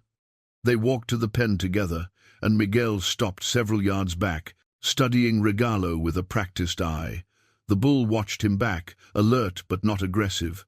"Beautiful animal," Miguel said quietly. "Good conformation, excellent genetics. You can see intelligence in his face." He moved closer, slowly, reading Regalo's body language. "And you've done good work. He's calm, centered. That takes skill and patience." "Had a good teacher," Colt said, thinking of Elena. For the next hour, Miguel put Regalo through various evaluations. He had Colt halter the bull and lead him around the pen, observing how Regalo responded to commands and handled being touched. He watched how the bull interacted with his environment, how he reacted to unexpected sounds, how comfortable he was with strangers nearby. Through it all, Regalo performed perfectly. He walked calmly, stood still for inspection, showed no signs of the aggression that had defined him months earlier. He was, in every way, the bull Elena had envisioned when she'd saved his life 7 years ago, strong, gentle, trusting. Finally, Miguel nodded. "I've seen enough. He's exactly what I'm looking for." He turned to Jesse, who'd been watching from near his truck. 25,000, as discussed. I can have transport here in 3 days. Jesse looked relieved. "Deal." I'll get the papers together. But Colt's stomach twisted at the thought of 3 days. 3 days to prepare Regalo for another separation, another loss. 3 days to say goodbye to the bull who'd helped him find his way back from grief. Miguel must have seen something in his expression because he said quietly, "I know this is hard. You've bonded with him, but I promise you, I'll take good care of him. And if you ever want to visit, you're welcome anytime. It's only a few hours' drive." "I'd like that," Colt managed. "I'd like to know he's okay." That evening, after Miguel left and the ranch returned to its usual rhythms, Colt sat with Regalo one last time as the sun set. He pulled out Elena's letter and read parts of it aloud to the bull. "She said small acts of kindness are never wasted," he told Regalo, "that even temporary salvation matters. I think she was right. What we did together these past weeks, that mattered. It changed both of us. And now you get to go somewhere good, somewhere you'll be valued. That's not nothing. That's everything." Regalo pressed his head against Colt's chest, and Colt wrapped his arms around the massive animal's neck, holding on to this moment of connection and peace. "Thank you," he whispered, "for trusting me, for letting me finish what Elena started, for helping me remember that I'm still capable of doing something that matters." In the distance, Marisol rang the dinner bell, her signal that food was ready at the main house. But Colt stayed where he was, holding on to Regalo in. The fading light, storing up this feeling of rightness and purpose against all the lonely days he knew were coming. 3 more days, he thought. 3 more days to make sure Regalo was ready. 3 more days to prove that he could keep the promise he'd made to Elena's memory. And then he'd have to find a new purpose, a new way to honor her legacy. But that was a problem for later. Right now, in this moment, he had a bull to prepare and a heart to fortify for the goodbye he knew would break him open all over again. The transport truck arrived on a Thursday morning when the sky was clear and the air still held the coolness of night. Colt had been awake for hours, sitting on his stool by Regalo's pen, trying to memorize every detail of this last morning together. Miguel had sent his best handler, a quiet woman named Rosa, who moved with the same careful patience Miguel had shown. She introduced herself simply, assessed the setup, and then stepped back to let Colt take the lead. "He knows you," she said. "This will go easier if you're the one guiding him." Colt nodded, his throat too tight for words. He'd prepared Regalo over the past 3 days, walking him through the practice shoot repeatedly, playing Elena's tape until the cassette was worn thin. The bull was ready. Colt was the one struggling. Tom, Marisol, and Danny had gathered to watch, along with several other ranch hands who'd followed Regalo's progress. It felt like bearing witness to something significant, this final test of trust and transformation. Colt clipped the lead rope to Regalo's halter and opened the pen gate. The bull walked out calmly, his head up, his steps confident. They'd come so far from that first morning when Regalo wouldn't let anyone within 50 feet. "Good," Colt murmured, his hands steady on the rope despite the emotion churning inside him. "Just like we practiced. Nice and easy." The trailer Rosa had brought was clean and well-maintained, with fresh straw on the floor and plenty of ventilation. She'd positioned Elena's tape player just inside the entrance, and Elena's voice was already singing softly, filling the space with familiar comfort. They walked together toward the trailer, man and bull in perfect synchronization. Regalo's ear flicked toward the music, and Colt felt the bull relax slightly at the recognized sound. "She's right there with you," Colt said quietly, "guiding you home. This is good, Regalo. This is the right thing." At the base of the ramp, Regalo paused. This was the moment, the final test. Behind them, everyone held their breath. Colt could feel the weight of their attention, their hope, their worry that something might go wrong at the last second. He stood beside Regalo, his hand on the bull's powerful neck, and spoke from his heart. "I know you're scared. Change is scary, even when it's good change. But I need you to trust me one more time. Miguel's going to take care of you. He's going to give you the life Elena wanted. For you safe, peaceful, valued. This isn't goodbye forever. I'll come visit, I promise you that."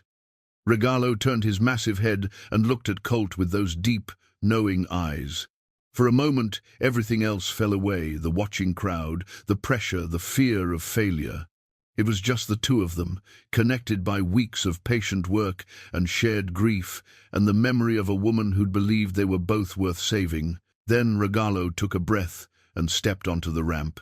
The metal rang under his weight, but he didn't hesitate. One step, then another, climbing steadily toward the trailer. Elena's voice welcomed him, and he walked toward it like a calf returning to its mother's call. When he reached the top, he paused and looked back at Colt one final time. "Go on," Colt said, his voice breaking. "It's okay. I'm okay. You did everything right. You're the miracle Elena believed you were." Regalo turned and walked into the trailer, his movement calm and certain.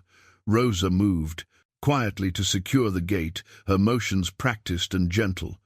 Within moments, it was done. Regalo was loaded, safe, ready for transport. Colt stood at the base of the ramp, stunned by how smoothly it had gone. All the fear, all the preparation, and in the end, Regalo had simply trusted him. Had believed that Colt wouldn't lead him anywhere dangerous. Rosa came down the ramp and extended her hand. "That was beautiful work. Miguel will be thrilled to hear how well it went. Take care of him," Colt managed. "Please, I promise. And you're welcome to visit any time." Miguel meant that. Before she could close up the trailer completely, Colt reached into his pocket and pulled out the small metal tag, the one with Elena's initials scratched on the back. He'd been carrying it since Tom first gave it to him, a talisman against loss and failure. "Could you give this to Miguel?" he asked, holding it out. "It was Elena's. She put it on Regalo when he was a calf. I think it should stay with him, so he always has something of hers." Rosa took the tag carefully, understanding the significance. "I'll make sure he gets it. And I'll tell Miguel the whole story. Thank you." The truck's engine rumbled to life, and Colt stepped back, giving them room. Through the trailer's slats, he could see Regalo standing calmly, his head lowered, listening to Elena's voice on the tape player. As the truck pulled away, heading down the long drive toward the main road, Colt felt something inside him break open, but not in the painful way he'd expected.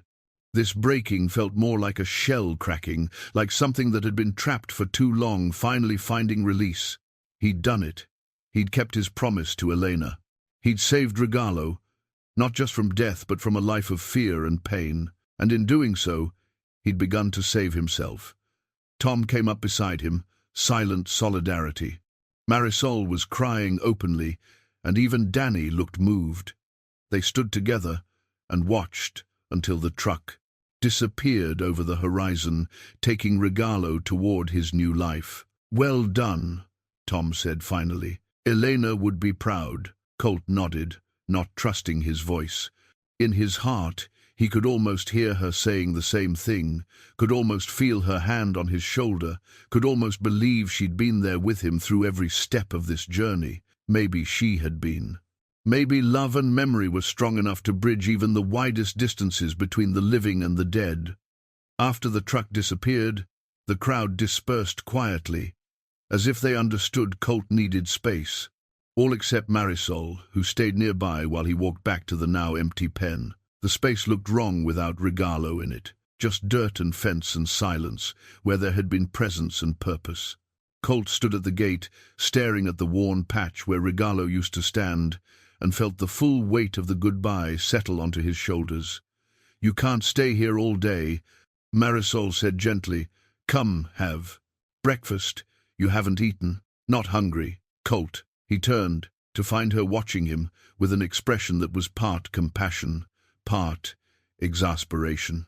"What am I supposed to do now? The past 6 weeks, I've had a reason to get up every morning, had something that mattered, something that needed me.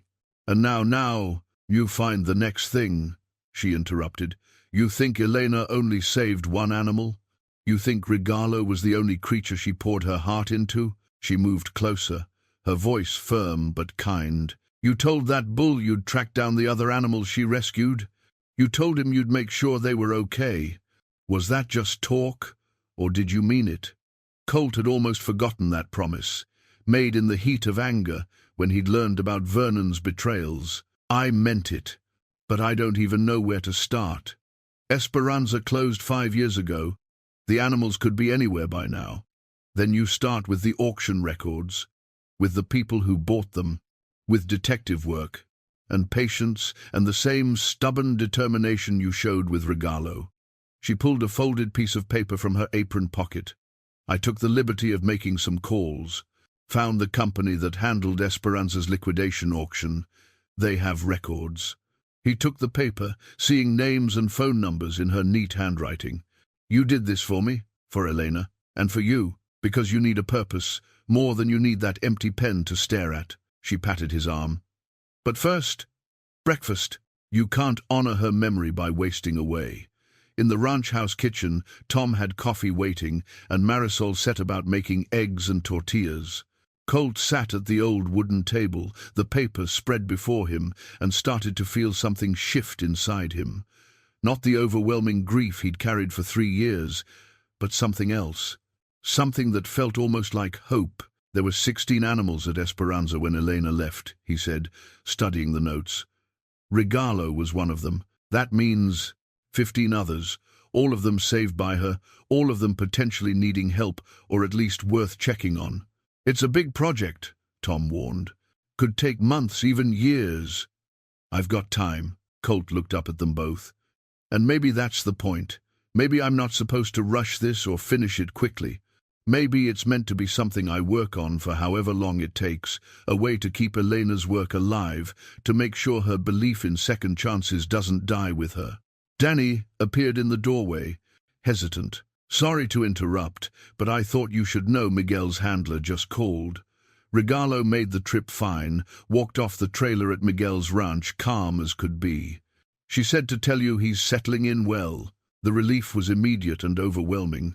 Thank you for letting me know. After Danny left, Colt pulled Elena's photograph from his pocket and set it on the table beside the list of names. She smiled up at him, forever frozen in that moment of joy and purpose. I'm going to do this, he told her image.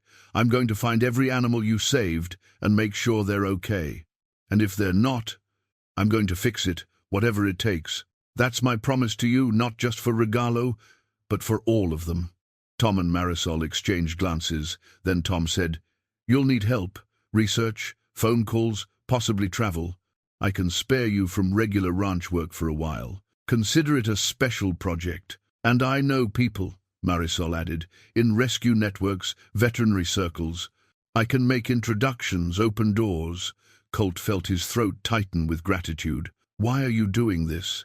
Why do you care so much? Because Elena was our friend too, Marisol said simply, and because watching you find purpose again is worth more than any regular work you could do around here. You've been dying slowly for 3 years, Colt. Now, you're finally starting to live again. She was right. He could feel it, a stirring of something he'd thought was gone, forever. Not happiness exactly, but engagement, investment in the world.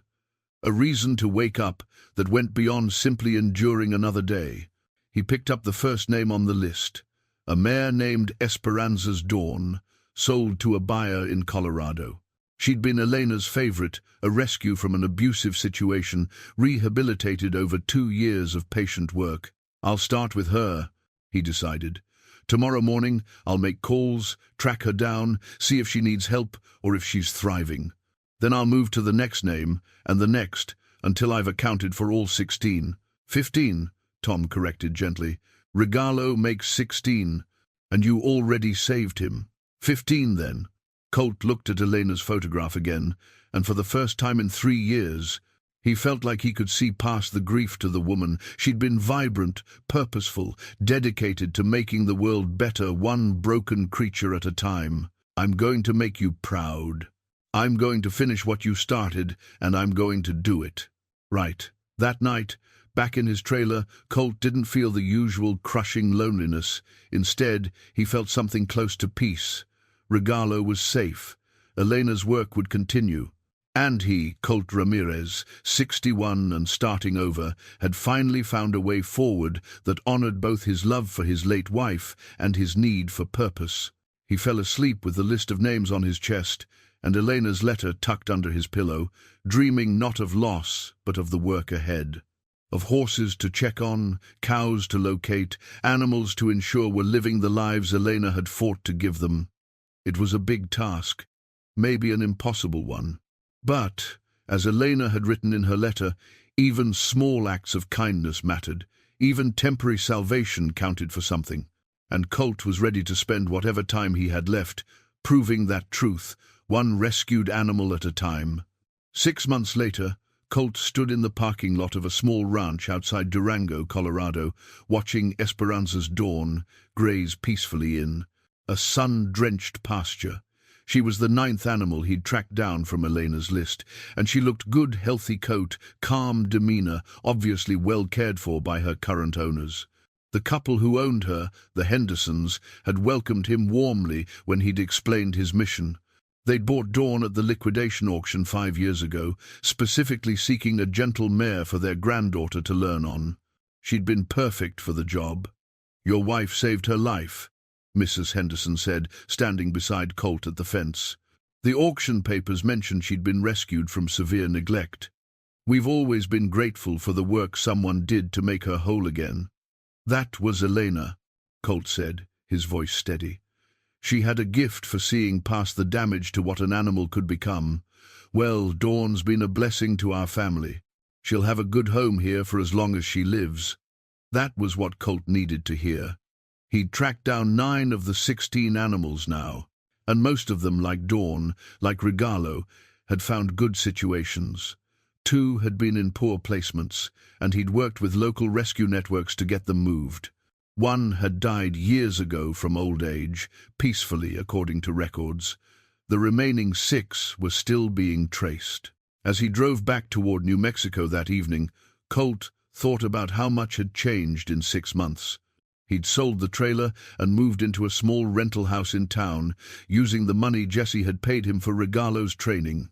Tom had kept him on part-time at the ranch, but most of Colt's energy now went into what he'd started calling Elena's project, tracking down and checking on every animal she'd saved.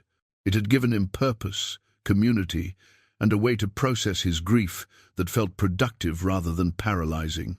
He'd connected with rescue networks across 3 states, made friends with veterinarians and ranchers who shared Elena's values, and begun to understand that his wife's legacy extended far beyond the years of her life. When he got home, there was a package waiting on his doorstep. The return address was Miguel Torres's ranch in Santa Fe.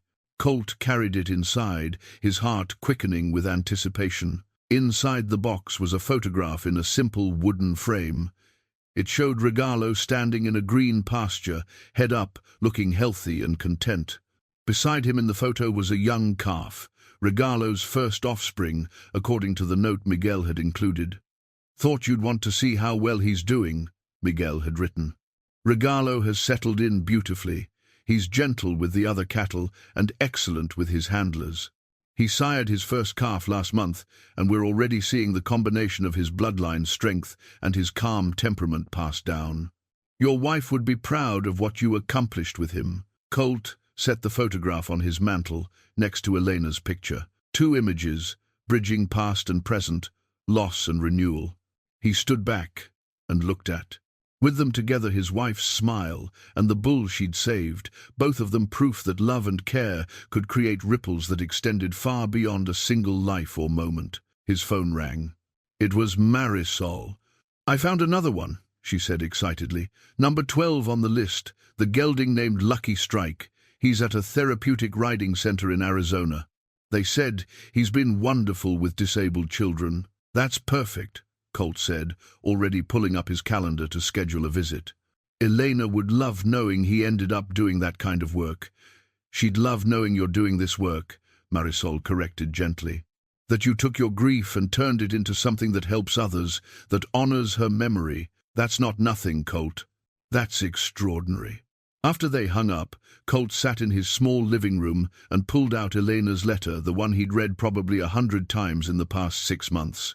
The paper was soft now from handling, the creases worn, but the words still carried their power. "Small acts of kindness are never wasted," he read aloud. "Even temporary salvation matters. Every moment of gentleness counts for something real." He'd believed those words were about Elena's work, about her need to forgive herself for not being able to protect every animal forever. But he understood now that they were also meant for him. That every day he'd spent with Regalo, every phone call he made tracking down another animal, every visit to ensure Elena's rescues were thriving, all of it counted, all of it mattered. The grief was still there. He suspected it always would be, a permanent resident of his heart. But it had transformed from something that drowned him into something he could carry, even draw strength from. Elena's death had broken him open, but in that breaking he'd found space for purpose and connection, and the understanding that love doesn't end when someone dies, it just changes form. He walked to his desk and pulled out a worn notebook, his own journal. Now, started 3 months ago, when he'd realized he needed to document this work the way Elena had documented hers. He wrote the date and began a new entry. "Found Esperanza's dawn today. She's thriving with the Hendersons in Colorado. 9 down, 6 to go. Some days this feels impossible, like I'm chasing ghosts across 3 states and 5 years of scattered records. But then I see an animal like Dawn, living well and loved, and I remember why I'm doing this. Not just for Elena, though it started that way. I'm doing it because it's right. Because these creatures deserved her care, and they deserved to have someone check on them, make sure her work wasn't wasted." He paused, pen hovering over paper, then added, "I think I'm healing. Not healed that might never be complete, but healing. Learning to carry loss without being destroyed by it. Learning that moving forward isn't betrayal, and that purpose can be found even in the deepest grief." Elena knew that. She tried to tell me in her letter. I'm finally starting to understand. Outside his window, the New Mexico sunset painted the sky in shades of gold and crimson. Somewhere out there, Regalo was settling in for the night at Miguel's ranch, safe and peaceful.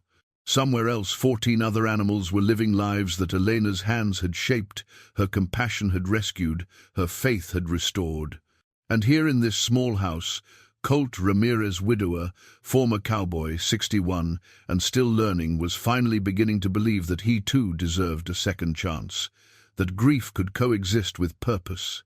That love, once given, never truly dies, but transforms into something that can guide the living forward through their darkest nights.